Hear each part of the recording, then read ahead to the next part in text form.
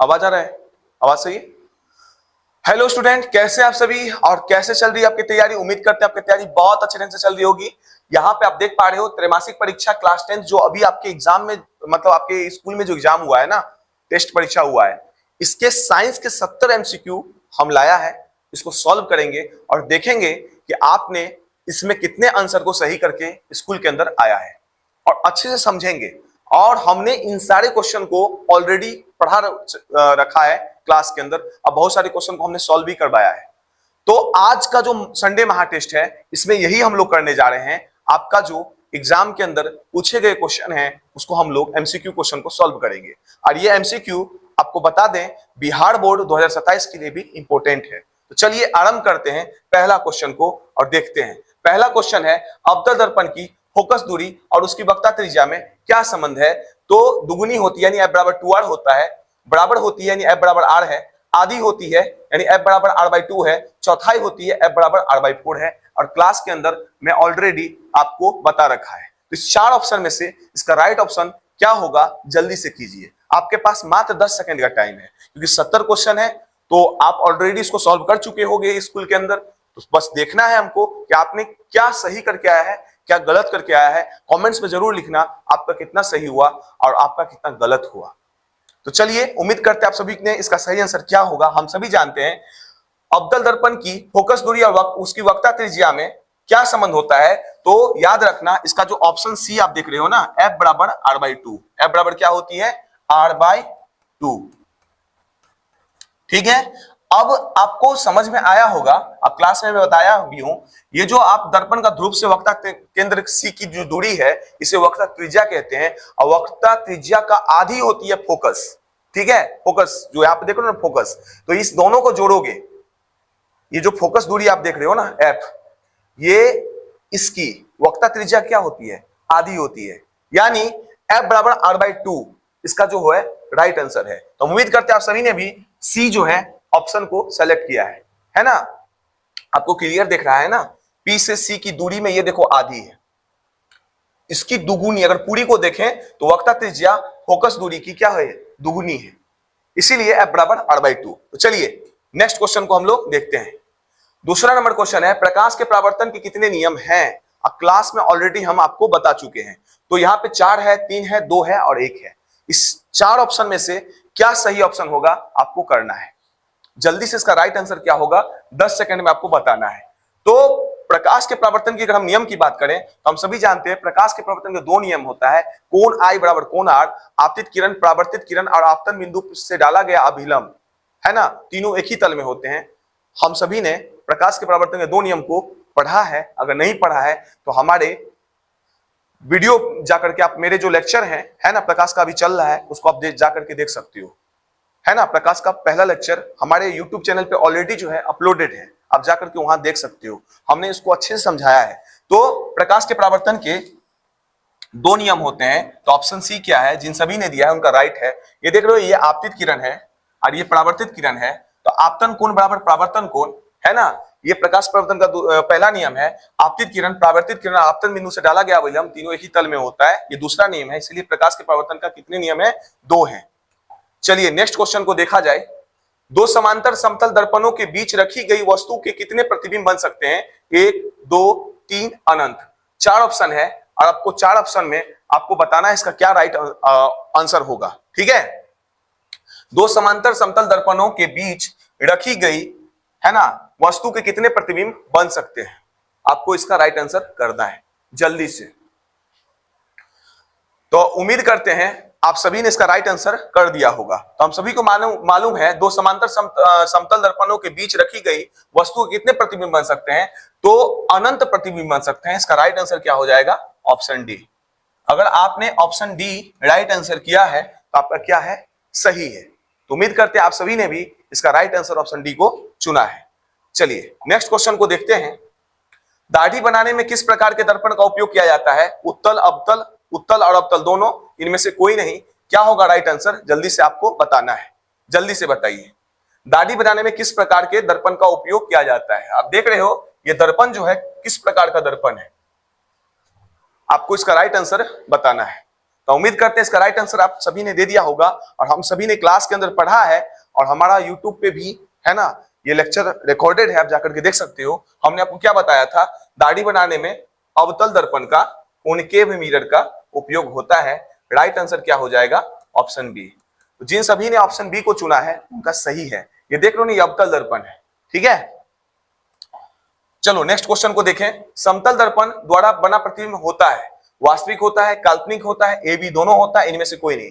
जल्दी से इसका आंसर कीजिए, इसका राइट आंसर क्या हो जाएगा, ठीक है, जल्दी से बताइए। समतल दर्पण द्वारा बना प्रतिबिंब कैसा होता है, इसका राइट आंसर आपको करना है।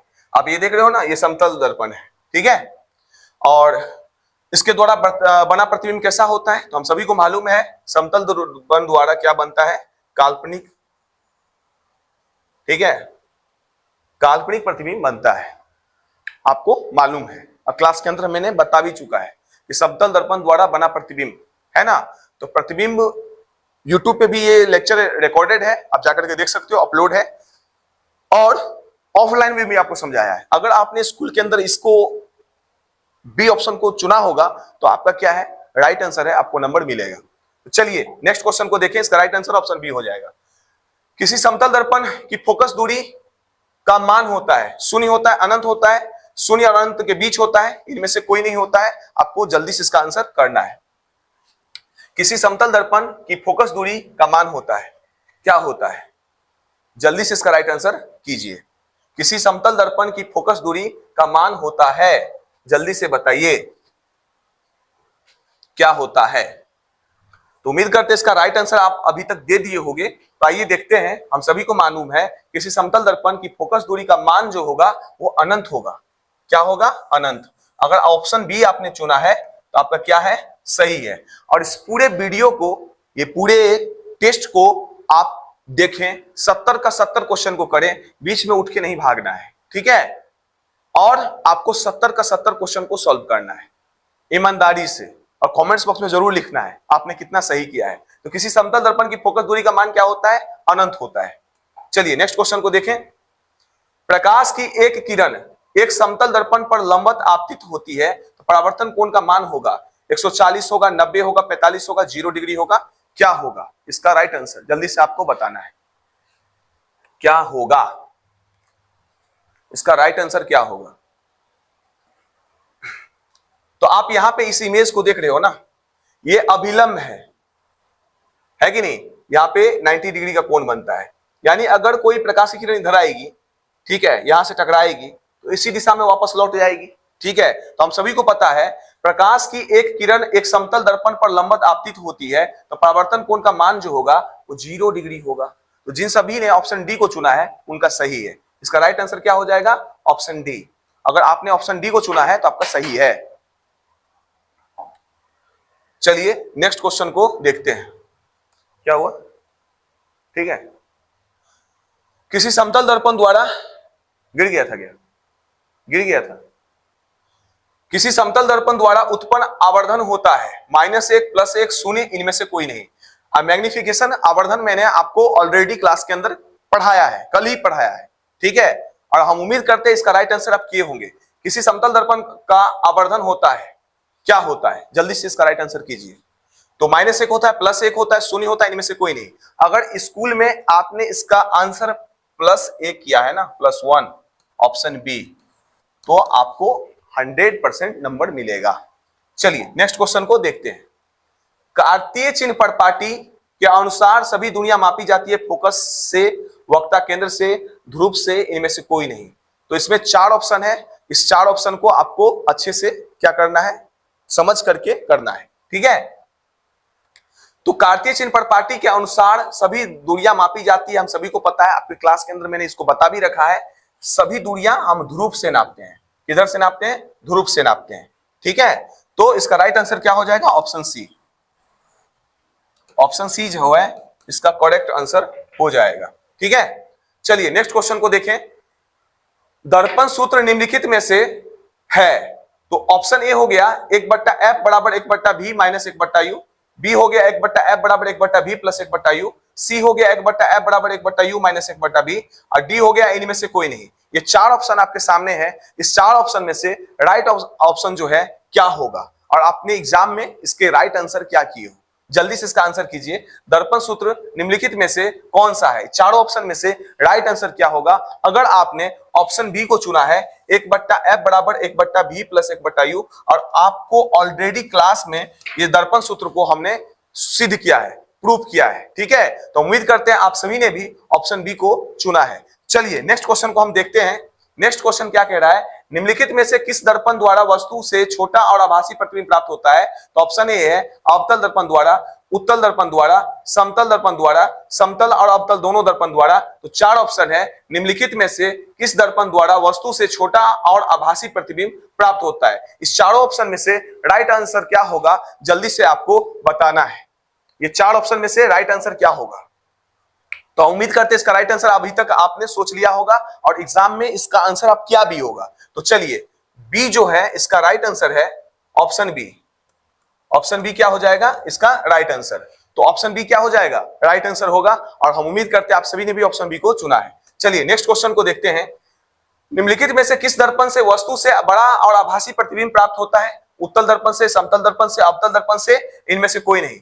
चार ऑप्शन है आपके सामने, और उम्मीद करते हैं आप सभी ने इसका राइट आंसर दे दिया होगा जल्दी से, और दे नहीं दिया होगा एग्जाम में आपने लिखा भी होगा।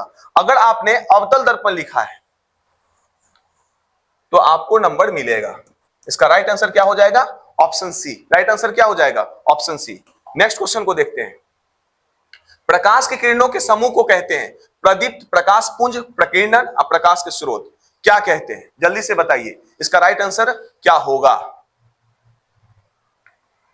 इसका राइट आंसर क्या होगा,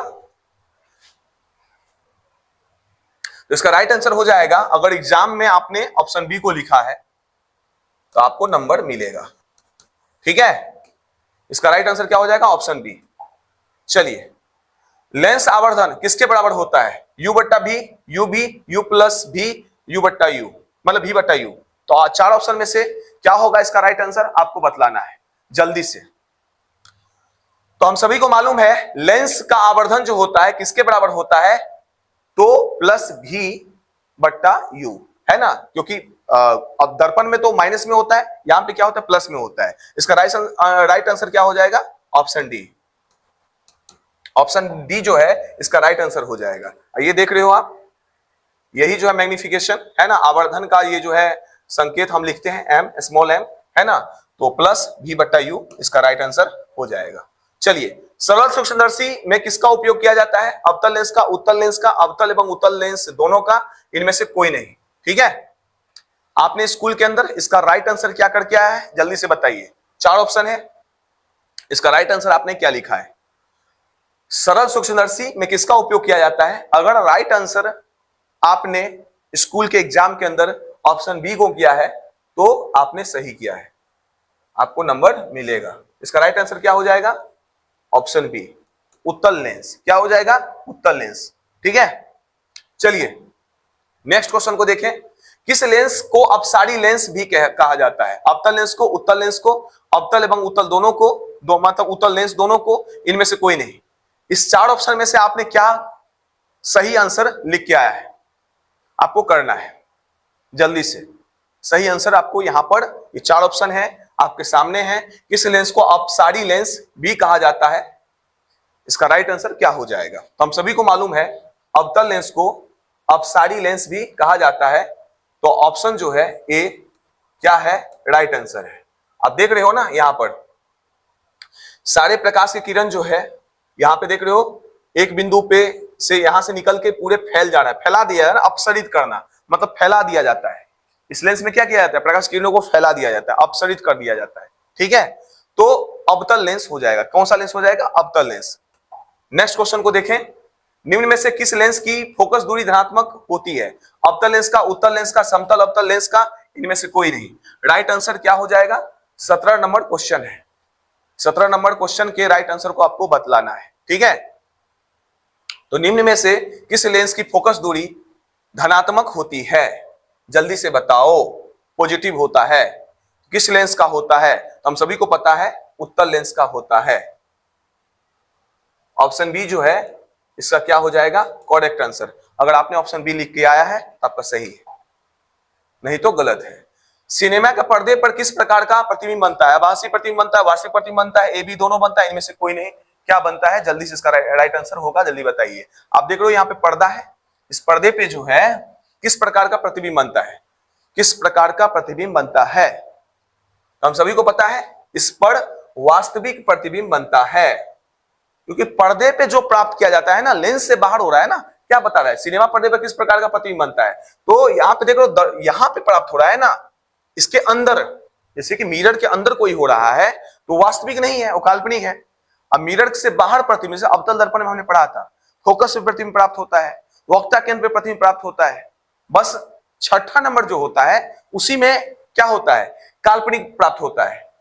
समझ रहे हो कि नहीं बात? बाकी हर जगह काल्पनिक या आभासी प्राप्त होता है, सीधा प्राप्त होता है, लेकिन हर जगह जो है क्या होता है? वास्तविक ही और उल्टा प्राप्त होता है। क्यों? क्योंकि बाहर बन रहा है।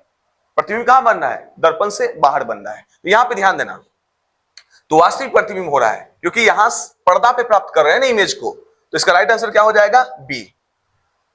लेंस के कितने प्रकार, मतलब लेंस के कितने वक्ता केंद्र होते हैं? 1, 2, 3 और बी और सी दोनों। ठीक है, लेंस के कितने वक्ता केंद्र होते हैं? 1, 2, 3 और बी और सी दोनों कितने होते हैं?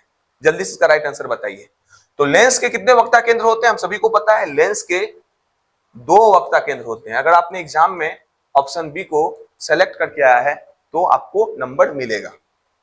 चलिए, किसी लेंस द्वारा उत्पन्न आवर्धन का ऐसा मात्रक क्या होता है? मीटर होता है, मिलीमीटर होता है, सेंटीमीटर होता है और मात्रक विहीन क्या होता है? इसका राइट आंसर क्या होगा? जल्दी बताइए। किसी लेंस द्वारा उत्पन्न आवर्धन का ऐसा मात्रक क्या होता है? तो हमको पता होना चाहिए, मात्रक विहीन होता है। ऑप्शन डी इसका राइट आंसर है। ऑप्शन डी क्या है? राइट आंसर है। अगर आपने एग्जाम में लिखा है आपको नंबर मिलेगा। थोड़ा मैं एक्सप्लेन कम कर रहा हूं, फास्ट में खींच रहा हूं, नहीं तो बहुत लंबा वीडियो बन जाएगा। आप ये मत सोचना, है ना। हम जब 40 या 13 क्वेश्चन को लाता हूं तो उसको ज्यादा ही एक्सप्लेन करता हूं, क्योंकि अभी तो ये एग्जाम में आपने किया है, लिख के 70 क्वेश्चन को आया है। 70 क्वेश्चन में आपका क्या सही हुआ है वो मैं करवा रहा हूं ना, है कि नहीं है? तो इसीलिए 70 क्वेश्चन बहुत बड़ा है और उसको एक्सप्लेन करने में हमको लग रहा है 3 घंटा से भी ज्यादा समय लगेगा। इसलिए मैं जल्दी जल्दी कर रहा हूं ताकि आप मिला सके कि आपने जो ऑप्शन एग्जाम के अंदर लिखा है क्या यहां से मैच कर रहा है, आपका कितना सही हो रहा है। ठीक है, तो देखिए यहाँ पे प्रकाश की चाल विभिन्न माध्यमों में, है कि नहीं, होता है, एक समान होती है, भिन्न भिन्न होती है, ए बी दोनों, इनमें से कोई नहीं।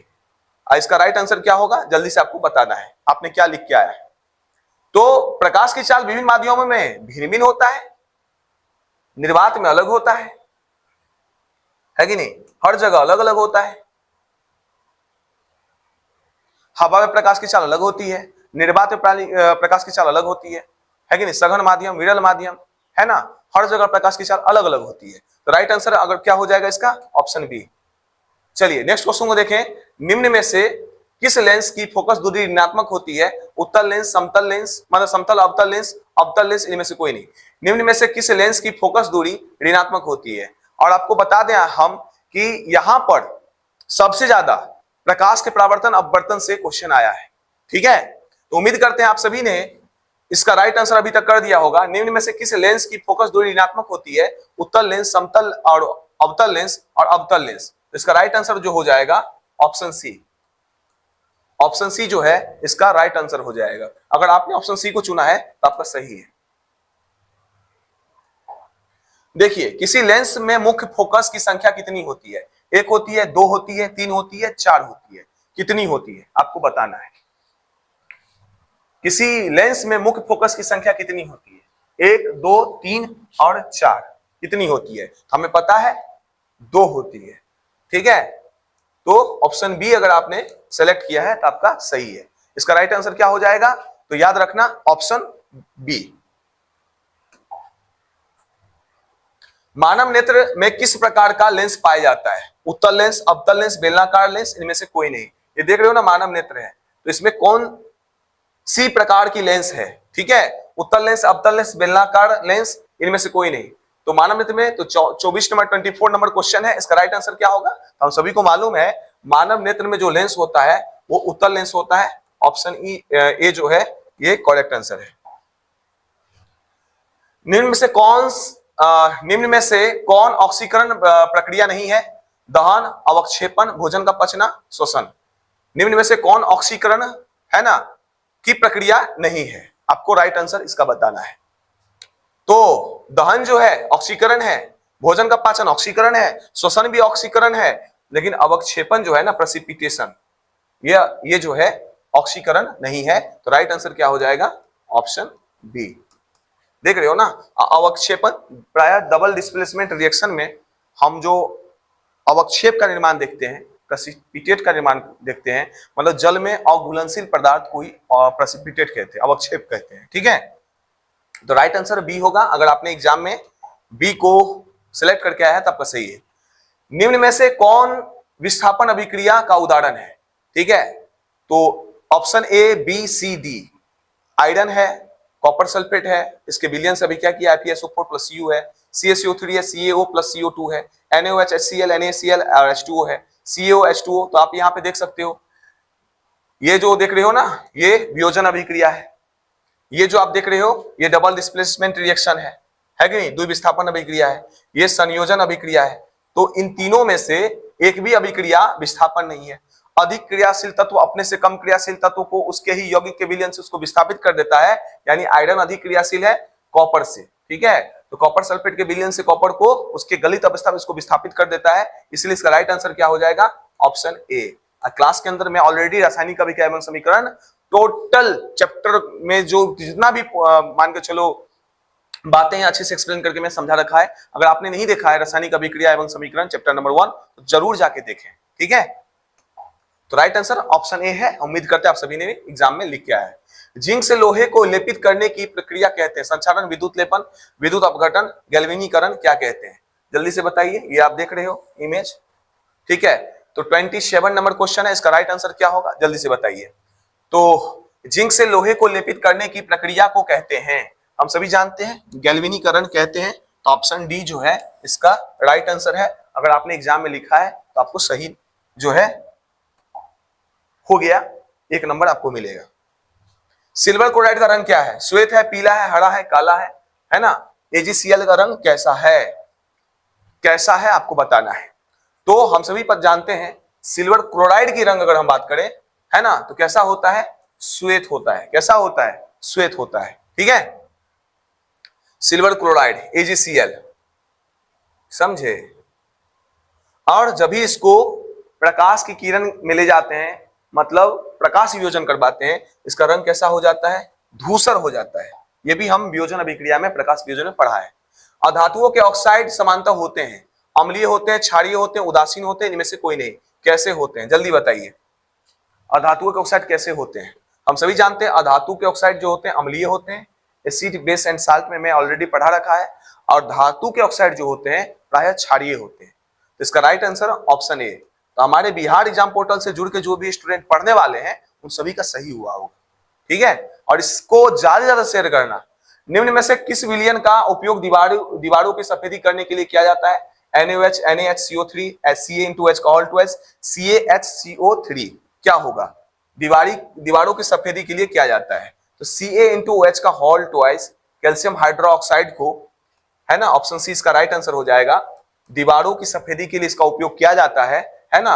और जब ये देख रहे हो रासायनिक अभिक्रिया, है ना, और जब 1 या 2 दिन जब ये हवा में, है ना, मतलब पुताई के बाद आप देखते होंगे कि दीवार की जो कलर है एकदम चमकने लगती है। क्यों चमकने लगती है? क्योंकि CO2 से अभिक्रिया करके कैल्शियम कार्बोनेट का श्वेत परत जो है बन जाता है। ठीक है, ये भी इंपॉर्टेंट है और बिहार बोर्ड एग्जाम में ये आ सकता है। ठीक है, तो अम्लीय विलयन का पीएच मान होता है, अम्लीय विलयन का पीएच मान होता है 7 होता है, 7 से अधिक होता है, 7 से कम होता है, इनमें से कोई नहीं होता है। तो आपने एग्जाम के अंदर क्या इसका आंसर करके आया है? क्या करके आया है? जल्दी से बताइए। तो हम सभी को पता है अम्लीय विलयन का पीएच मान 7 से कम होगा तो अम्लीय होगा, 7 होगा उदासीन होगा, और 7 से अधिक होगा तो क्षारीय होगा। Right answer option C. अगर आपने एग्जाम में लिख के आया तो आपका सही है। NaOH, है ना, है, क्षार है, अम्ल है, लवण है, इनमें से कोई नहीं। तो NaOH क्या है? तो हम सभी पता है सोडियम हाइड्रोक्साइड एक क्षार है। इस सब क्वेश्चन में तो सोचना ही नहीं है। ऑप्शन ए जो है इसका राइट आंसर है। अम्ल और क्षार आपस में अभिक्रिया कर बनाते हैं प्रबल अम्ल, प्रबल क्षार, क्षार और लवण। अम्ल और क्षार आपस में अभिक्रिया कर बनाते हैं प्रबल अम्ल, प्रबल क्षार, लवण क्या बनाते हैं आपको बताना है। तो अम्ल क्षार परस्पर अभिक्रिया करके लवण बनाते हैं, संगत लवण और जल का निर्माण करते हैं। इसी अभिक्रिया को तो हम उदासीनीकरण अभिक्रिया कहते हैं। तो ऑप्शन डी जो है क्या हो जाएगा, देख रहे हो यहाँ लिखा भी है, ठीक है, इसको इमेज के द्वारा समझा रखा है। तो उम्मीद करते हैं आप सभी ने भी ऑप्शन डी को चुना है। जस्ता और तनु हाइड्रोक्लोरिक अम्ल की अभिक्रिया के फलस्वरूप निम्न में से कौन सा गैस बनता है? CO2, N2, H2 और SO2। राइट आंसर क्या होगा आपको बताना है, ठीक है। हम सभी जानते हैं धातु जब अम्ल के साथ अभिक्रिया करती है तो हाइड्रोजन गैस बनता है। तो राइट आंसर ऑप्शन सी हो जाएगा। आपने भी इसका राइट आंसर ऑप्शन सी किया है, ठीक है। अब देखो नेक्स्ट क्वेश्चन, ऑक्सीकरण जो है मतलब ऑक्सीकारक है, उत्प्रेरक, इलेक्ट्रॉन ग्रहण करने वाला, इलेक्ट्रॉन त्याग करने वाला, इनमें से कोई नहीं। चार ऑप्शन है। ऑक्सीकारक है, ठीक है, उत्प्रेरक, इलेक्ट्रॉन ग्रहण करने वाला, इलेक्ट्रॉन का त्याग करने वाला, इनमें से कोई नहीं। और हम आपको बता दें इसको अच्छे से उपचयन अपचयन रेडॉक्स अभिक्रिया में मैंने इसको समझाया था, अच्छे से समझाया था। जहां से इलेक्ट्रॉन निकलता है वहां ऑक्सीकरण होता है और जहां इलेक्ट्रॉन जाके जुड़ता है वहां क्या होता है, जल्दी बताओ। तो वहां पे उपचयन नहीं अपचयन होता है। जहां से ऑक्सीजन इलेक्ट्रॉन निकलेगा वहां उपचयन होगा और जहां जाके इलेक्ट्रॉन जुड़ता है वहां हम क्या कहते हैं, उसको हम कहते हैं अपचयन। इलेक्ट्रॉन का निकलना उपचयन, इलेक्ट्रॉन का जुड़ना अपचयन, समझ रहे हो ना। और जो इलेक्ट्रॉन निकालेगा वो अपचायक और जो इलेक्ट्रॉन को ग्रहण करेगा उपचायक। ये भी बताया है, अगर आपने नहीं देखा है तो आप हमारे रासायनिक अभिक्रिया समीकरण में है ना जाकर के हमारे चैनल पे जाइए आप और आप जाकर के खोजिए लेक्चर 1 या 2 नहीं, लास्ट लेक्चर जो होगा रासायनिक अभिक्रिया समीकरण का रेडॉक्स वाला, वहां पे मैंने ऑलरेडी इसको बता रखा है, ठीक है। तो आपने वहां पे अच्छे से आपको समझाया था और अगर आपने उसको अच्छे से समझा है तो हमारा जो बिहार एग्जाम पोर्टल का स्टूडेंट है वो तो सही किया ही होगा। इलेक्ट्रॉन को त्याग करने वाला जो होता है वो क्या होता है, ऑक्सीकारक होता है। तो राइट आंसर क्या हो जाएगा, ऑप्शन सी। चलिए नेक्स्ट क्वेश्चन को देखें। शरीर में भोजन का पाचन किस प्रकार की अभिक्रिया है? उदासीनीकरण है, अपघटन है, ऑक्सीकरण है, वैद्युत अपघटन है, क्या है? आपके पास चार ऑप्शन है। इस चार ऑप्शन में से राइट आंसर क्या होगा आपको बताना है, क्या है इसका राइट आंसर, ठीक है। तो शरीर में भोजन का पाचन करना किस प्रकार की अभिक्रिया है? तो सभी को पता है ऑक्सीकरण है कि नहीं? Option C, sorry option C right answer हो जाएगा। तो शरीर में भोजन का पाचन किस प्रकार की अभिक्रिया है? तो ऑक्सीकरण है। हम जो श्वास लेते हैं वो भी क्या है, ऑक्सीकरण है, ठीक है। प्राकृतिक गैस का दहन भी क्या है, ऑक्सीकरण है। समझ रहे हो नहीं बात? कॉपर सल्फेट का रंग कैसा होता है? नीला, काला, पीला, हरा, कैसा होता है आपको बताना है। तो कॉपर सल्फेट का रंग जो होता है, जब कॉपर सल्फेट में जल के 5 अणु जाके जुड़ जाते हैं तो क्रिस्टलन जल का निर्माण होता है, ठीक है। तो ऑप्शन ए इसका क्या हो जाएगा, राइट आंसर हो जाएगा। उम्मीद करते हैं आप सभी ने भी ऑप्शन ए को एग्जाम के अंदर लिखा है। निम्नलिखित में से कौन सा अवकारक गुण प्रदर्शित करता है? O2, H2S, HNO3, H2SO4, ठीक है। अवकारक गुण प्रदर्शित करता है, ऑक्सीकारक और अवकारक, ठीक है। तो हम सबको पता है H2S जो आप देख रहे हो ना, H2S है ना, ये जो क्या कर रहा है, अवकारक का गुण प्रदर्शित कर रहा है। बाकी सारे जो है ऑक्सीकारक का गुण प्रदर्शित कर रहा है, सब में ऑक्सीजन जुड़ा हुआ है, ठीक है। अब यहां पे देखो समीकरण जो है, कॉपर ऑक्सीजन देख रहे हो, दोनों अभिक्रिया किया, कॉपर ऑक्साइड बना। किस प्रकार की अभिक्रिया? अवक्षेपण, अपघटन, उदासीनीकरण, ऑक्सीकरण, किस प्रकार की अभिक्रिया है आपको बताना है। रेडॉक्स अभिक्रिया आपको मैंने पढ़ाया था, वहां पे इस अभिक्रिया को आपने देखा होगा, ठीक है। तो क्या होगा, हम सभी को पता है ऑक्सीकरण, क्योंकि कॉपर में जाके ऑक्सीजन जुड़ गया ना, तो कॉपर का क्या हो गया, कॉपर ऑक्साइड जो है कॉपर का हो गया ऑक्सीकरण, उपचयन हो गया ना। तो ऑप्शन डी जो है इसका राइट आंसर है। अगर आपने एग्जाम में ऑप्शन डी को चुना है तो आपका सही आंसर है, ठीक है। निम्नांकित में से रेडॉक्स अभिक्रिया कौन सी है? अब इस चार ऑप्शन है, ZnO plus C plus Zn plus CO, NaOH plus HCl, NaCl H2O, CaCO3 है ना, CO plus CO2, CO plus HCl, CaCl2 H2O। क्या होगा, जल्दी से बताइए। तो हम सभी को पता है रेडॉक्स अभिक्रिया क्या है। तो यहां पे आप देख रहे हो ना, ये रेडॉक्स अभिक्रिया है। कैसे रेडॉक्स अभिक्रिया है, तो आप देख रहे हो ZNO जब कार्बन से अभिक्रिया किया तो CO अलग हो गया, जिंक अलग हो गया। यानी यहां पे जिंक का क्या हो रहा है, जिंक का हो रहा है अपचयन और कार्बन का क्या हो रहा है, उपचयन। और उपचयन अपचयन जब दोनों एक साथ होता है उसे हम रेडॉक्स अभिक्रिया कहते हैं। तो राइट आंसर क्या हो जाएगा, ऑप्शन ए। ऑलरेडी जो है हम आपको क्लास के अंदर बता रखा है, देख रहे हो ना, ऑक्सीकरण इसका हो रहा है, अवकरण इसका हो रहा है। SO2 का मतलब SO2 सल्फर डाइऑक्साइड जो है कि विरंजक क्रिया SO2 के किस गुण को दर्शाता है, अम्लीय गुण, अवकारक गुण, ऑक्सीकारक गुण और निम्न में से कोई नहीं। ये चार ऑप्शन में से राइट आंसर क्या होगा, जल्दी से बताइए। आपने एग्जाम में क्या कर लिख के आया है, तो हम सभी को पता है अवकारक गुण। ऑप्शन बी जो है इसका करेक्ट आंसर हो जाएगा। अगर ऑप्शन बी को आपने चुना है तो आपका सही है। चलिए नेक्स्ट क्वेश्चन को देखें। अभिक्रिया H2S plus Cl2 HCl plus S में कौन सा पदार्थ ऑक्सीकारक के रूप में कार्य करता है, Cl2, S, HCl और H2S।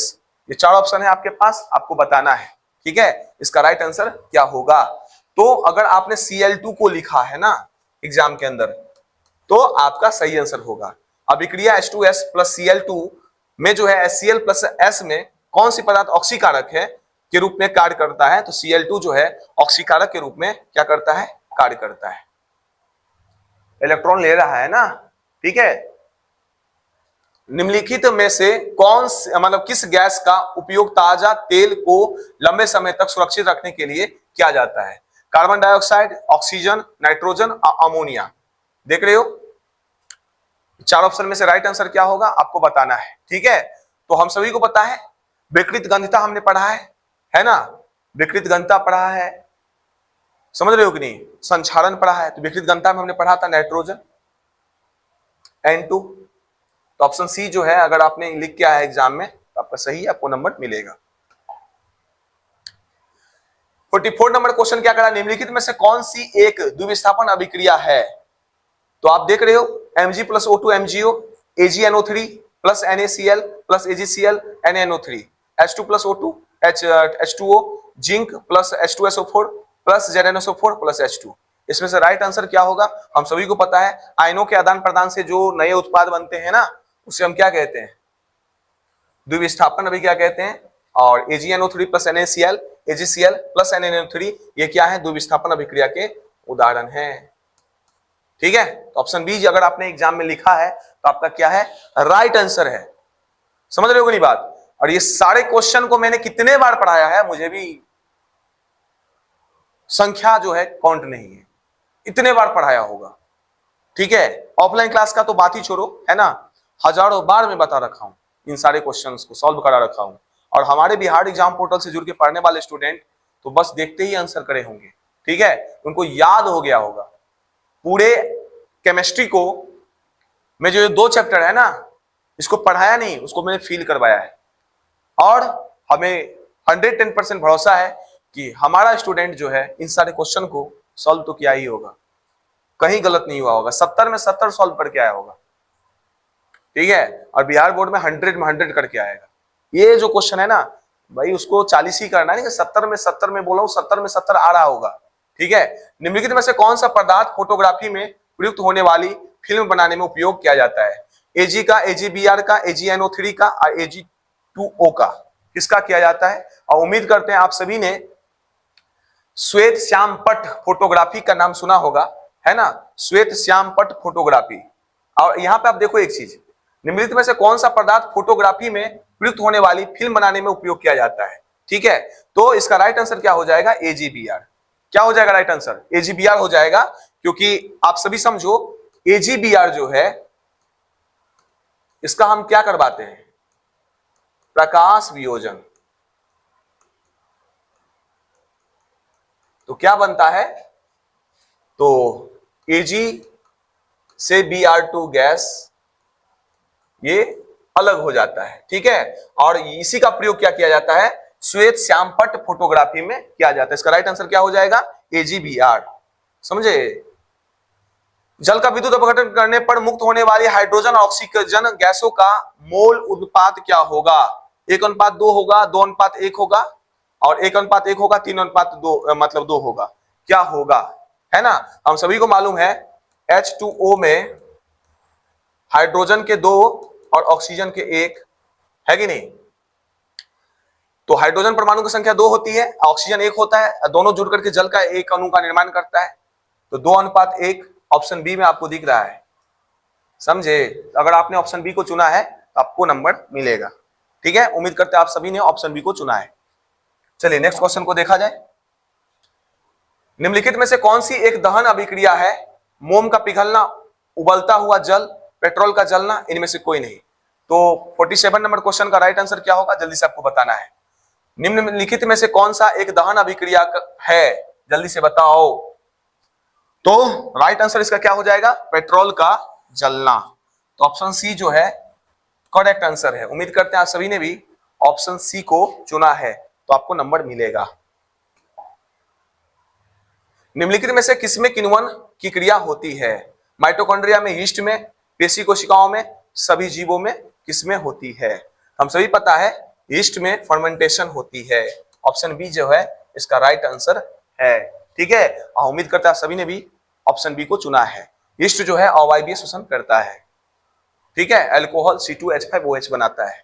मानव शरीर की कौन सी संरचना वक्ष गुहा को उदर गुहा से अलग करता है, पसलियां, फ्लूरल मेम्ब्रेन, उसके बाद पेराइटल मेम्ब्रेन, डायफ्राम।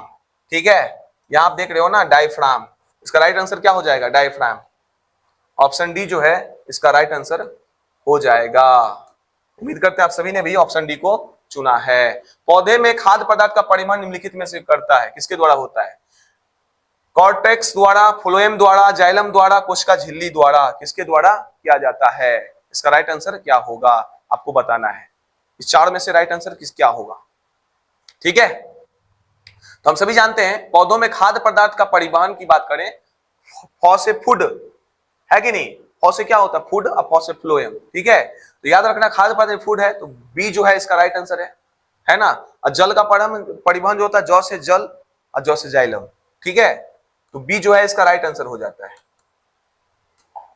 चलिए नेक्स्ट क्वेश्चन को देखें। अवायवीय श्वसन कोशिकाओं के किस भाग में होती है, कोशिका द्रव में, हरित लवक में, माइटोकॉन्ड्रिया में, कोशिका झिल्ली में, किस जगह होती है। ठीक है, अवायवीय श्वसन कोशिका के किस भाग में होती है, बताइए किस भाग में होती है, किस भाग में होती है। एग्जाम में आपने क्या लिख के आया है, बताओ क्या लिख के आए हो, कोशिका द्रव लिख के आए हो, तो कोशिका द्रव लिख के आए हो, सही है। ठीक है, राइट आंसर क्या हो जाएगा, ऑप्शन ए। पौधे में श्वसन किस भाग में होता है, तने में होता है, पत्तियों में होता है, जड़ में होता है, प्रत्येक भाग में होता है, कहां होता है, जल्दी बताइए। श्वसन किस भाग में होता है, तो प्रत्येक भाग में होता है।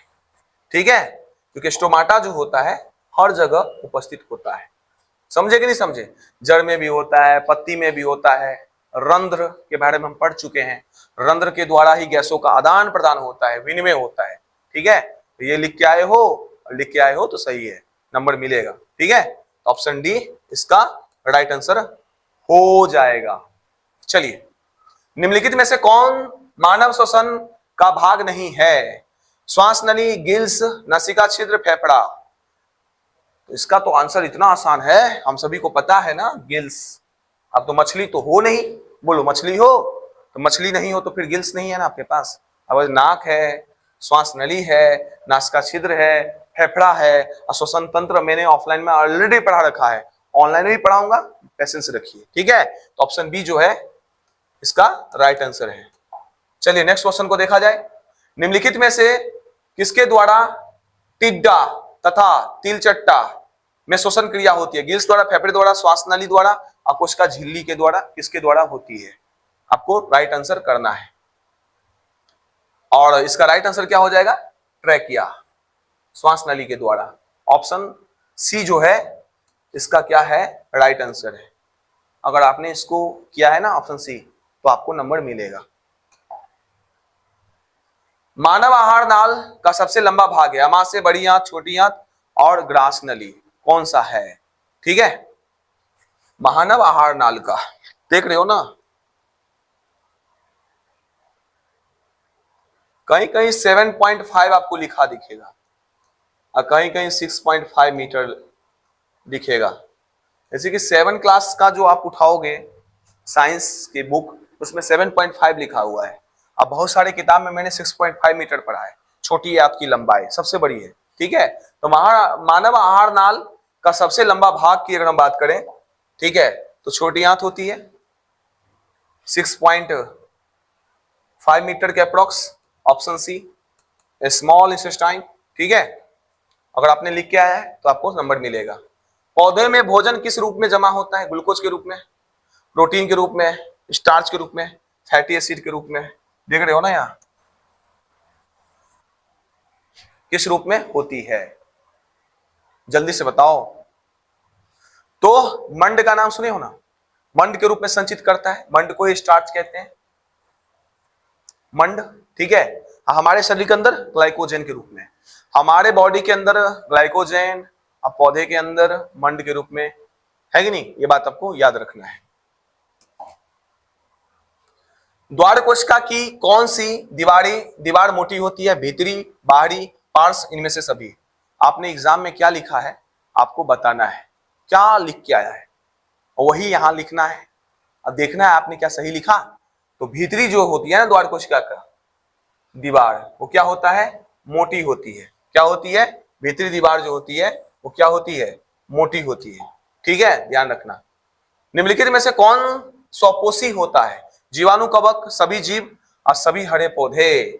निम्नलिखित में से कौन स्वपोषी होता है? जीवाणु होता है, कवक होता है, सभी जीव, हरे पौधे। कौन होता है? आप सभी को पता ही है। हरे पौधे जहां है तो वहीं उसी के पास क्लोरोफिल है, और जिसके पास क्लोरोफिल है वो स्वपोषी है, वो किसी और जीव पे काहे के लिए डिपेंडेंट रहेगा? ऑप्शन डी इसका राइट आंसर है। गोबर छत्ता में किस प्रकार का पोषण होता है? परजीवी पोषण होता है, स्वपोषी पोषण होता है, मृतजीवी पोषण होता है? इनमें से कोई नहीं। आप सभी मशरूम खाए होगे, तो मशरूम खाए होगे तो मशरूम कैसे बनता है कभी जाने हो? मशरूम कैसे तैयार होता है? तो हम सभी को पता है वो मृतजीवी पोषण करता है। प्रायः गोबर ओबर, लकड़ी ओकड़ी, है ना, कोई जानवर मर गया तो उसके शरीर पे भी निकल जाता है। मृतजीवी पोषण करने वाले होते हैं मशरूम, गोबर छत्ता, है ना, आप सभी ने पढ़ा है। चलिए राइट आंसर इसका जो है आपने देखा। मनुष्य के दांत की सबसे ऊपरी परत है मज्जा गुहा, डेंटाइन, इनामेल और अस्थि, ठीक है। कौन होगा जल्दी बताओ। ये दांत का फोटो देख रहे हो ना, देख रहे हो कि नहीं देख रहे हो, जल्दी बताओ। और देख रहे हो तो इनामेल को देख रहे हो। किसको देख रहे हो? ये इनामेल को देख रहे हो, ठीक है। तो राइट आंसर की अगर हम बात करें, इनामेल होता है। मनुष्य के दांत की सबसे ऊपरी परत क्या होती है? इनामेल। जैसे ही करके दिखाते हो ना दांत, तो जो दांत दिखता है ना, अब गुटखा खा करके काले कर लेते हो, है ना, बिना ब्रश करके पीले कर लेते हो, तो भैया दांत जीवन में एक बार ही आता है। इसीलिए नशा, खैनी, तंबाकू जिसे कहते हो, इन सारे उत्पादों से बचना है, ठीक है। तो राइट आंसर जो होगा इसका इनामेल। इतने अच्छे ऊपर वालों ने दांत दिया, उस दांत को तुम लोग क्या करते हो? मजा के चक्कर में उसकी मज्जा को साफ कर देते हो, इनामेल को उड़ा देते हो। लेटेक्स समानता कहां पाया जाता है? पीपल में, पीला कनेर में, बरगद में, इनमें सभी कहां पाया जाता है? जल्दी से बताइए। तो भैया पीपल में भी लेटेक्स होता है, पीला कनेर में भी होता है और बरगद में भी होता है। तो ऑल ऑफ दीज होता है। अगर आपने ऑल ऑफ दीज लिखा है तो आपको सही है, आपको नंबर मिलेगा, घबराओ मत। वृक्क किस रचनात्मक और क्रियात्मक इकाई कहलाता है? तो आप इसका इमेज जो है क्लास के अंदर किडनी का भी बनाया था मैंने, नेफ्रॉन का भी बनाया था, है ना। ऑलरेडी डायग्राम मैंने आपको समझा रखा है और हमको मालूम है वृक्क की जो है सृजनात्मक तथा क्रियात्मक जो इकाई होता है उसे हम नेफ्रॉन कहते हैं, है ना। और यही है नेफ्रॉन। इसकी संख्या कितनी होती है एक किडनी में? 10 लाख। कितना होता है? 10 लाख। ऑलरेडी पढ़ा रखा है। मूत्र का पीला रंग निम्नलिखित में से किसकी उपस्थिति कारण होता है? यूरिया, अमोनिया, यूरोक्रोम और यूरिक अम्ल। किसके कारण होता है? आपको इसको आंसर करना है, ठीक है। किसके कारण होता है जल्दी बताओ। आपने क्या लिखा है एग्जाम में? तो यूरोक्रोम। इसका राइट आंसर क्या हो जाएगा? Option C. बोलोगे मेरे किताब में तो दिया ही नहीं है, ठीक है, एक बार छठा सातवां आठवां नौवां 10वां तक एक बार एनसीईआरटी साइंस पढ़ लो, ठीक है, समझ में आ जाएगा। ऑप्शन सी इसका राइट आंसर है। मशीन द्वारा रक्त के शुद्धिकरण की प्रक्रिया क्या कहलाती है? कोशिका डायलिसिस, हीमोडायलिसिस, डायलिसिस और डायलाइजर। आप देख रहे हो ना, इसका भी इमेज बना करके क्लास में ऑलरेडी मैं समझा रखा हूं, समझे कि नहीं समझे? तो जिसका किडनी खराब हो जाता है वो कृत्रिम वृक्क, जिसे हीमोडायलिसिस के द्वारा, देख रहे हो ना, इसमें ये डायलाइजर है, इसके अंदर बहुत सारा जो है अपोहन द्रव बढ़ा जाता है, अपोहन की क्रिया करते हैं, ठीक है, हमने पढ़ा रखा है। राइट आंसर अगर आपने ऑप्शन बी को दिया है तो एग्जाम में आपको इसका पूरा नंबर मिलेगा, एक नंबर मिलेगा ना। पौधों में पाए जाने वाला गाढ़ा एवं दूधिया उत्सर्जी तरल पदार्थ को क्या कहते हैं? रेजिन कहते हैं, गेंद कहते हैं, टैनिन कहते हैं और लेटेक्स कहते हैं, क्या कहते हैं? तो भैया जी अगर आपने ऑप्शन डी को दिया है ना, पौधे में पाए जाने वाला गाढ़ा दूधिया, देख रहे हो ना, इसे ही हम कहते हैं, क्या कहते हैं? लेटेक्स। तो ऑप्शन डी क्या हो जाएगा? राइट आंसर हो जाएगा। निम्न में से कौन साधारण मानव मूत्र में उपस्थित नहीं होता है? सोडियम नाइट्रेट, जल, सोडियम क्लोराइड और यूरिया, ठीक है, ये देख रहे हो ना, इसका राइट आंसर क्या हो जाएगा? तो निम्न में से कौन साधारण मानव मूत्र में उपस्थित नहीं होता है? तो ऑप्शन ए देख रहे हो, सोडियम नाइट्रेट नहीं होता है, जल होता है, सोडियम क्लोराइड होता है, यूरिया, ये सभी होता है। समझे कि नहीं समझे? क्या आपने ऑप्शन ए इसका किया है? क्या है तो सही है। मानव शरीर की सबसे बड़ी ग्रंथि कौन सी है? यकृति, जठर ग्रंथि, अग्नाशय, पैरोटिड ग्रंथि। चार ऑप्शन आपके सामने है, ठीक है। सबसे बड़ी ग्रंथि पूछा है और सबसे बड़ी ग्रंथि आपको दिख भी रहा है, ठीक है, समझ रहे हो कि नहीं? थोड़ा रेड होता है और थोड़ा हल्का सा जो है ना ब्राउन होता है, समझे? यकृति सबसे बड़ा होता है, ठीक है, 1.5 kg वेट होता है, पूरा बॉडी का लोड होता है इसी के ऊपर। निम्न में से कौन सा वसा को वसा अम्ल तथा ग्लिसरॉल में, है ना, यहाँ पे देखो ग्लिसरॉल लिखा गया है, टाइपिंग मिस्टेक, ग्लिसरॉल होगा, में बदलता है? इनवर्टेज, इमाइलेज, लाइपेज और सक्रिय पेप्सिन। समझा कि नहीं समझा? इसका राइट आंसर क्या होगा? जल्दी बताओ, ठीक है। तो लाइपेज कहां से निकलता है? अग्नाशय से निकलता है। तो निम्न में से कौन सा वसा को वसा अम्ल तथा ग्लिसरॉल में बदलता है? तो इसका राइट आंसर क्या हो जाएगा? Lipase, option C. समझे? ग्राही का भाग है मुख गुहा का, अमाशय का, छोटी आंत का, बड़ी आंत का, क्या होगा? ग्राही मतलब ग्रहणी है, सॉरी, ग्रहणी भाग है मुख गुहा का, अमाशय का, छोटी आंत का और बड़ी आंत का, किसका है? बताइए। ग्रहणी, जल्दी बताइए। तो ग्रहणी जो होगा हम सभी जानते हैं किसका भाग है? छोटी आंत का। ऑप्शन सी जो है आपको इसका राइट आंसर होगा, है कि नहीं? छोटी आंत का ये भाग है, समझे? चलिए, निम्न में से किस छिद्र द्वारा ग्रसनी ग्रासनली से जुड़ा होता है? कंठ द्वार, निगल द्वार, मल द्वार, इनमें से कोई नहीं। चार ऑप्शन है, चार ऑप्शन में से राइट आंसर क्या होगा? जल्दी बताओ। निम्न में से किस छिद्र के द्वारा ग्रसनी ग्रासनली से जुड़ा होता है? ग्रसनी ग्रास नली से जुड़ा होता है।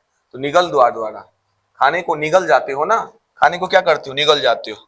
तो ऑप्शन बी जो है इसका करेक्ट आंसर है। 70 क्वेश्चन को यहाँ पर हमने क्या किया? सॉल्व किया, ठीक है। और उम्मीद करते हैं आपने 70 में कितना सॉल्व किया और एग्जाम में आपने कितना सही किया है, कमेंट्स में जरूर बताना। समझे कि नहीं समझे? और बिहार एग्जाम पोर्टल पे बहुत बड़े बड़े धमाके होने वाले हैं, घबराइए नहीं। इस वीडियो को ज्यादा शेयर कीजिए, सब्सक्राइब नहीं किए सब्सक्राइब कीजिए, क्योंकि उन सारे धमाकों से आप दूर हो जाएंगे अगर बिहार एग्जाम पोर्टल को सब्सक्राइब नहीं करेंगे तो, अब बेल आइकन को नहीं दबाएंगे तो, ठीक है। इसीलिए सब्र रखिए, ये जुलाई का जो मंथ है बहुत बड़े बड़े धमाका आपको देखने को मिलेगा। अब बिहार एग्जाम पोर्टल पर आपको आज के बाद रेगुलर हम आपको एक क्लास के साथ उपस्थित होंगे, ऐसा नहीं है, रेगुलर जुड़ेंगे। इस तरह के महासेट का अब हम सुनामी लाने वाले हैं, समझ रहे हो ना। इस सुनामी में 2027 का बिहार बोर्ड में 100 का 100 आपका बह जाएगा और आपके बह करके वो सुनामी आपके मार्कशीट में 100 पहुंचा देगा।